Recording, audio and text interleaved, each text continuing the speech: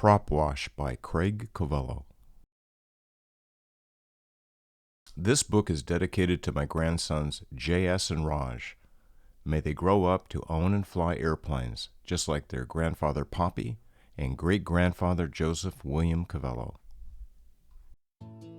Today is Saturday, so I want to fly my airplane. Would you like to come too?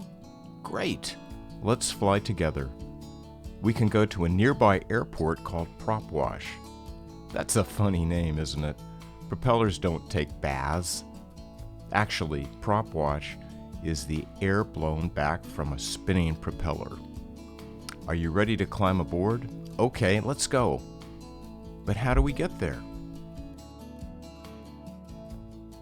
I know. Let's use a map for our flight.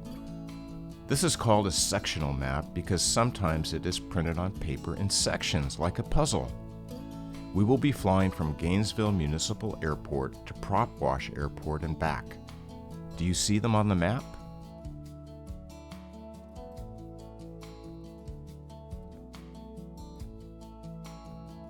Now that we know where we're going, we need to get to the runway here at Gainesville Airport. Moving in an airplane on the ground is called taxiing.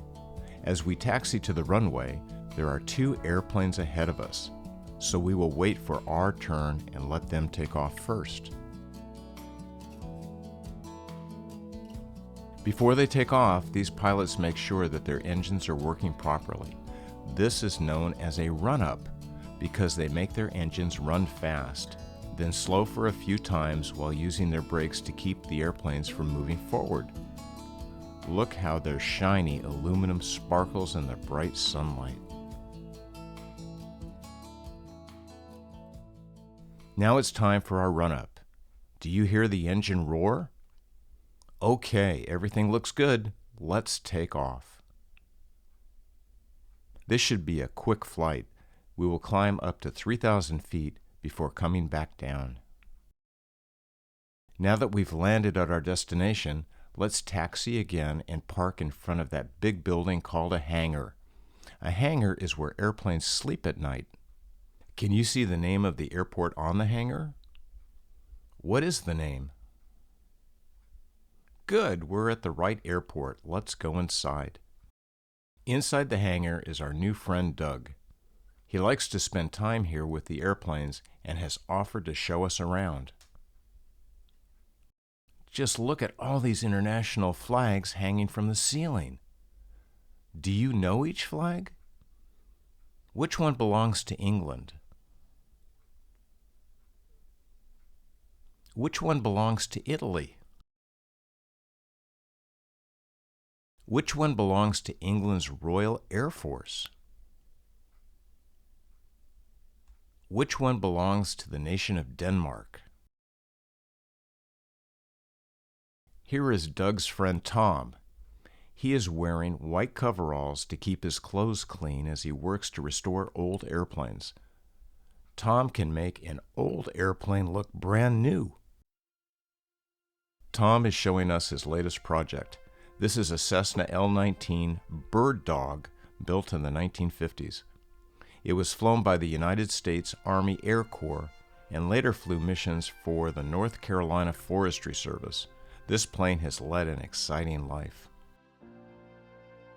Bird Dog is a funny name for an airplane because it isn't a bird or a dog, but it was flown to see the land below from high above in order to find things, just like a hunter uses a bird dog to find birds. That's why it's known as an observation airplane, and why it has lots of windows, even in the roof. When Tom restores it, this plane will be donated to the Fort Worth Aviation Museum for visitors to see. Look over in the corner. There's an old Lockheed Model 12 Electra Jr. During its flying days in the late 1930s, it could carry 2 pilots and 6 passengers. This airplane was also used for testing aircraft designs. Here is what it looked like when it was new. Those pointy things on the nose are test instruments. In another corner of the hangar sits part of a real Japanese military airplane called a Zero. It was flown in the 1940s. It also flew in the 1960s for some Hollywood war movies. So I guess it's a famous old movie star now.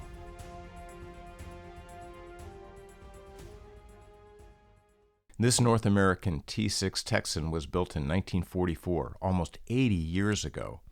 It was used to train U.S. Army Air Corps pilots. Our friends at Propwash restored it, so now it flies every week. When an airplane is safe to fly, it is called airworthy.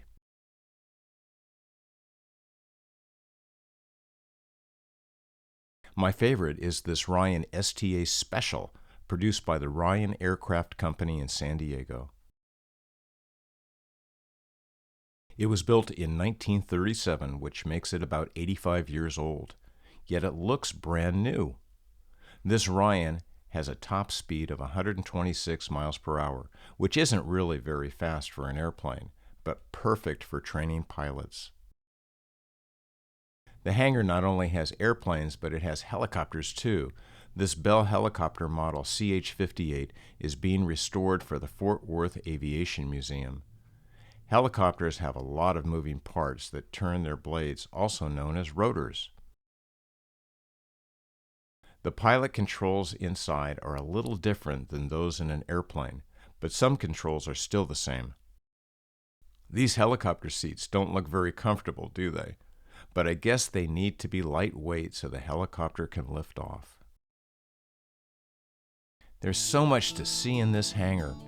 There's even a parachute hanging from the ceiling. This type of parachute was used a long time ago when pilots needed to jump out of airplanes and float safely to the ground. Well, it's time to fly back to Gainesville Airport, so let's say goodbye to Doug and Tom. Thanks for showing us around.